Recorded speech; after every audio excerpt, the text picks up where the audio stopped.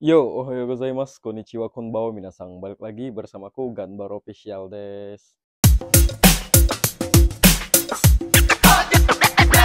Di video kali ini tuh aku bakal bahas tuh seputar realita kehidupan di Jepang, teman-teman. Ya mungkin udah banyak lah berseliweran video-video dari konten kreator-kreator lain, dari konten-konten kreator yang kalian tonton, yang mereka di mana itu bahas tentang realita kehidupan di Jepang gitu. Ya berbagai macam lah teman-teman ya. Mulai dari yang tentang lingkungan hidup, budaya, slip gaji, apa ya, tentang pekerjaan. Ada beberapa yang menurunkan ekspektasi kalian, mungkin ada beberapa yang mematahkan semangat kalian untuk berangkat ke Jepang, ya kan? Dengan embel-embel mereka mengatakan kehidupan di Jepang tuh kayak gini, orang Jepang itu galak dan ternyata tuh gajinya segini-segini. Dan di sisi lain ada juga beberapa yang sangat meninggikan agar ekspektasi kalian menjadi tinggi. Gaji di Jepang sebulan itu 20 sampai 30 juta bisa bersih gini gini gini gitu.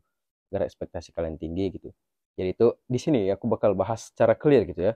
Dan secara rata agar apa ya? Agar kalian tuh bisa berekspektasi namun tidak terlalu tinggi agar kalian itu merasa tidak kecewa ya gimana rasanya tuh kehidupan di Jepang gitu. Jadi aku bakal bahas dan berikan solusinya untuk teman-teman yang ingin berangkat ke Jepang ataupun untuk kalian yang baru saja tiba di Jepang. Mungkin yang pertama kita bakal masuk yang namanya itu budaya teman-teman. Nah, budaya Indonesia dan Jepang itu kan beda banget ya. Perbedaan itu sangat jauh gitu.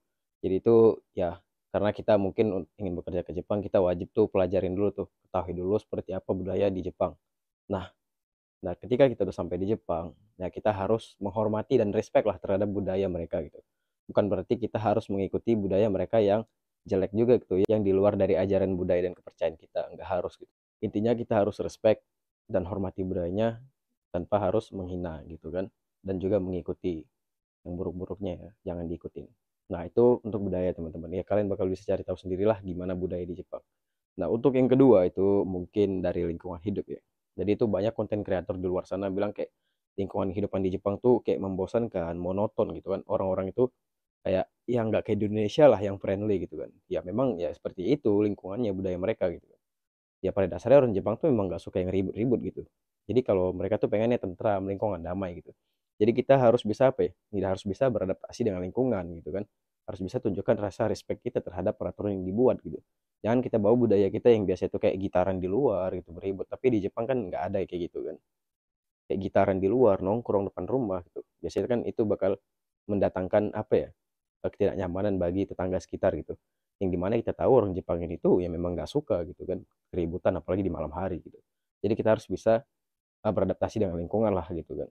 Nah, yang ketiga mungkin itu hmm, tentang pekerjaan ya teman-teman. Nah, pekerjaan juga jadi gini, kayak mungkin kalian bisa lihat di video-video lain tuh orang kerja kerja di Jepang berat banget gitu kan. Bisa dibilang tuh di cuaca dingin, di cuaca yang panas, terutama untuk orang-orang yang kerja di Genba.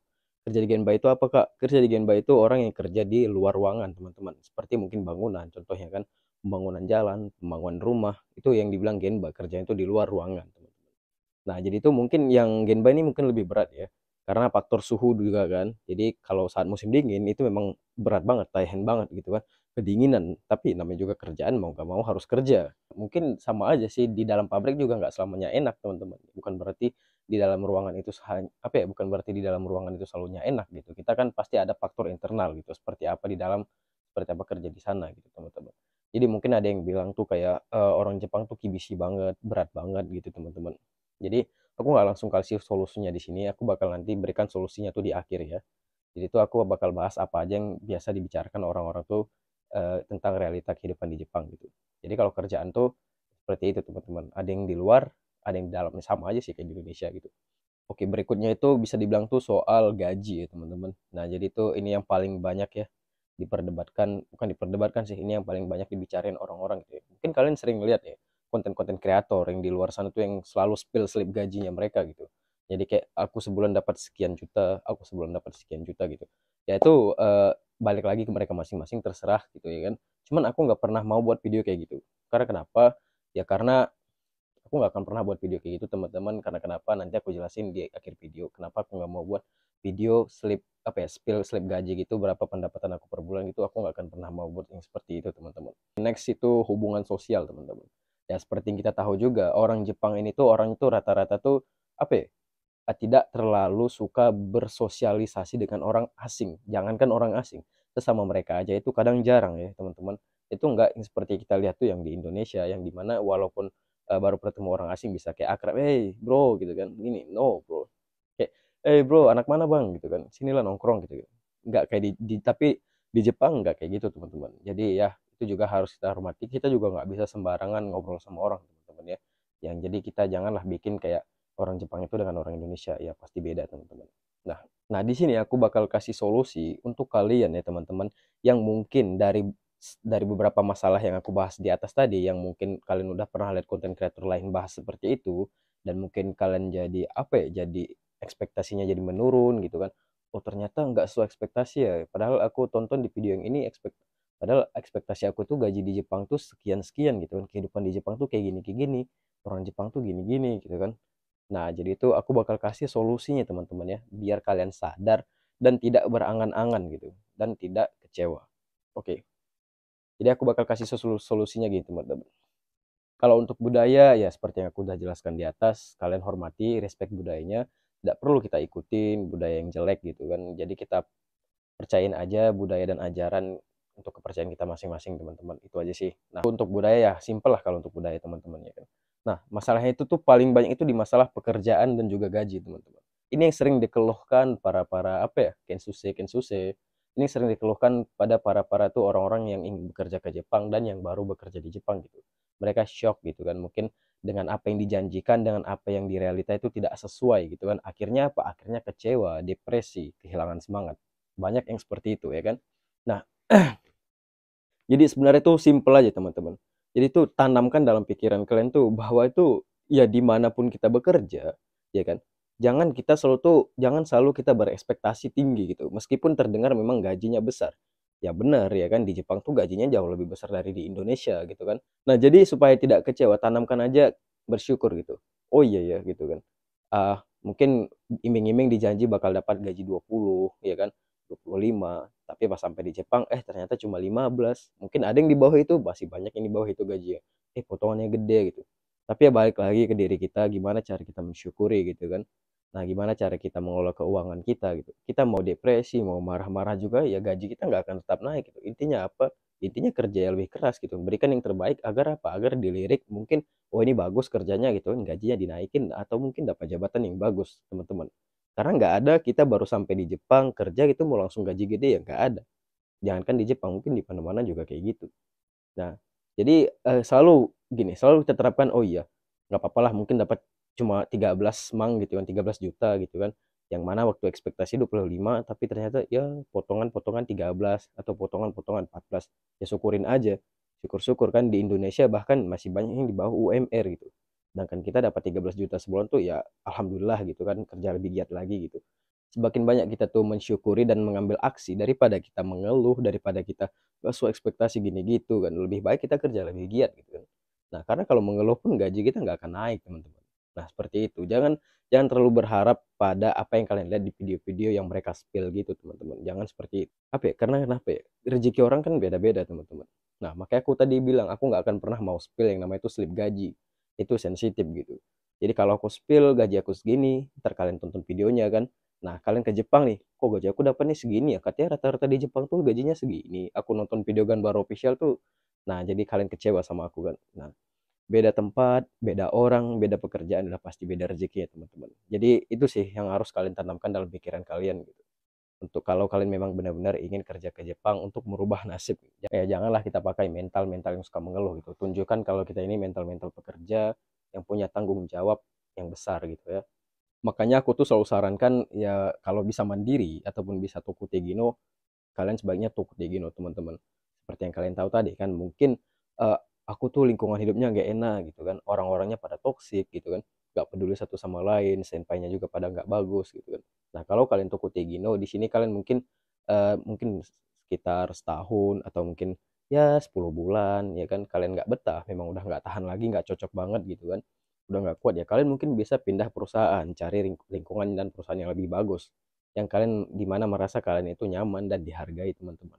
Tapi untuk kalian yang anak-anak magang, yang kinsusi itu kan nggak bisa pindah kalau belum habis kontrak ya. Mau nggak mau ya kalian harus, yang nggak mau ya harus dijalani gitu kan, walaupun berat ya itu tadi gitu. Itulah ujian dalam hidup. memang itulah cobaan dalam hidup gitu kan. Mungkin untuk kalian yang udah memang sering bekerja pas di Jepang ya sebenarnya nggak beda jauh dunia kerja itu. Di mana aja pasti ada aja orang yang nggak suka sama kita, orang yang pengen apa ya, pengen ngejatuhin kita gitu. Itu pasti ada aja men. Itu lu nggak ngapa-ngapain juga pasti ada orang yang nggak suka sama lu gitu. Jadi intinya tuh memang kayak gitu. Itulah realitanya kehidupannya. Nggak cuma di Jepang, di seluruh dunia kayak gitu. Nah, jadi gimana caranya supaya lu itu tuh nggak makin terjerumus dalam hal-hal yang bikin orang nggak suka sama lu gitu kan. Yang menurut lu benar, yang belum tentu menurut orang lain benar gitu kan. Jadi tuh jangan selalu menganggap diri kita tuh yang paling benar gitu. Kerjakan aja apa yang menjadi kewajiban kita dan kita akan mendapatkan apa yang menjadi hak kita gitu. Kalau misalnya tuh mereka membuli, ya kan kalau masih sekedar kata-kata, diamin aja gitu kan. Karena kata-kata kan ya anggaplah itu nggak bisa apa ya, memang nyakitin hati tapi ya udahlah daripada jadi tambah panjang masalah gitu mending diamin aja gitu kan fokus kerja tapi kalau mereka main fisik main pukul mungkin ya lo bisa ngelapor lah ke atasan ya kan ke orang perusahaan ataupun ke penanggung jawab lo di situ gitu.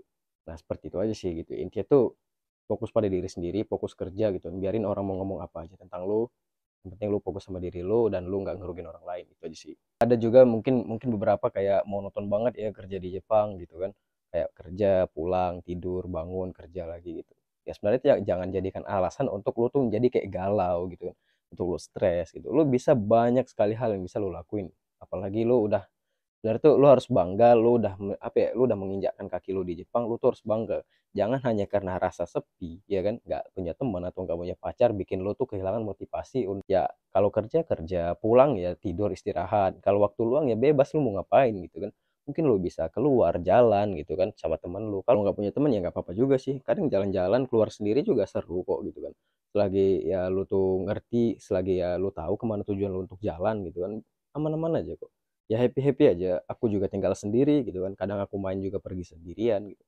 ya enak aja gitu kan jadi nggak ada alasan aku sepi aku depresi gitu aku butuhin itu enggak sih isi waktu luang kita itu dengan hal yang bermanfaat menurut lo gitu kan ya nggak ada salahnya kalau pengen main game nggak ada salahnya kalau lo pengen rebahan tapi kalau lo nggak rasa sepi gitu kan lo butuh seseorang banget gitu coba deh lo ganti pola pikir lo gitu kan coba deh kalian ganti pola pikir kalian isi waktu luang kalian dengan hal bermanfaat contoh ya olahraga gitu mungkin bisa pergi ke gym nah siapa tahu pas di gym tuh bisa dapat temen gitu kan nah di situ kita bisa bikin temen di tempat gym gitu olahraga nah belajar gitu tingkatin skill komunikasi dalam bahasa Jepang atau mungkin lo harus tingkatin skill komunikasi dalam bahasa Inggris siapa tahu tuh kan di sini tuh jadi bantu loncat di sini tuh bisa jadi batu loncatan untuk lo kerja ke negara-negara seperti di Eropa gitu kan dengan gaji yang lebih tinggi ya karena rezeki nggak ada yang tahu itu makanya tadi ya coba isi waktu luang dengan hal yang bermanfaat padahal lu tuh terus-terusan galau gitu kan kayak ya sendiri nggak ada teman stres gitu mending lu isi dengan yang bermanfaat gue jamin lu nggak bakal kesepian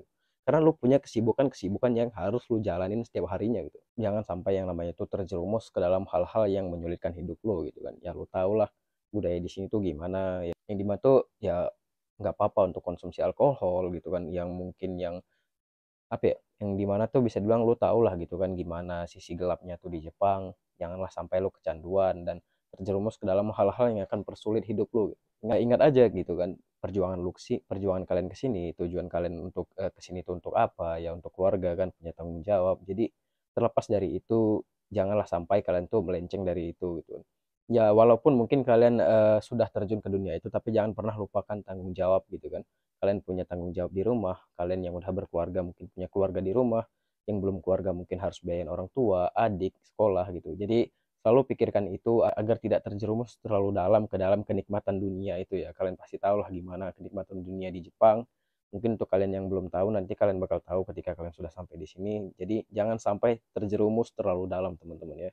Itu balik lagi ke diri masing-masing seperti yang gue bilang tadi, jalanin hidup sebaik mungkin apa ya jangan terus-terusan mengeluh ya wajar manusia pasti mengeluh cuman kalau lu jadikan hal yang sepele untuk lu mengeluh untuk lu kehilangan motivasi gitu kan karena pertempuran dan pertarungan yang sesungguhnya itu ya di sini bukan saat ketika lu belajar bahasa Jepang bukan disinilah lu harus berjuang mati-matian untuk masa depan yang lebih baik nah jadi tuh realita kehidupan di Jepang itu sama aja kayak di Indonesia teman-teman nah gimana cara kita bawa diri lagi gimana cara kita menjalani hidup ya kan apakah kita ini mau menjadi lebih baik atau enggak gitu ya mungkin ya kayak gitu aja solusinya teman-teman intinya tuh ya jangan intinya tuh untuk kalian yang terlalu banyak masalah gitu kan karena banyak kuliah orang-orang tuh kayak yang mungkin depresi, yang mungkin kadang kesal dengan hal yang tidak sesuai dengan ekspektasi mereka gitu kan. Intinya tuh jangan pernah berekspektasi terlalu tinggi pada sesuatu supaya kalian nggak kecewa gitu. Nah, jadi ya untuk teman-teman yang ingin berangkat ke Jepang dan untuk teman-teman yang baru tiba di Jepang,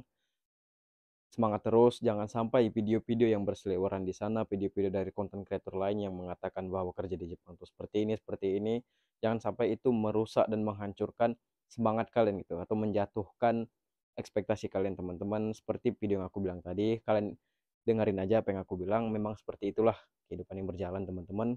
Jadi semangat terus gitu kan, percaya pada diri kalian sendiri bahwa kalian bisa merubah nasib kalian menjadi lebih baik lagi teman-teman.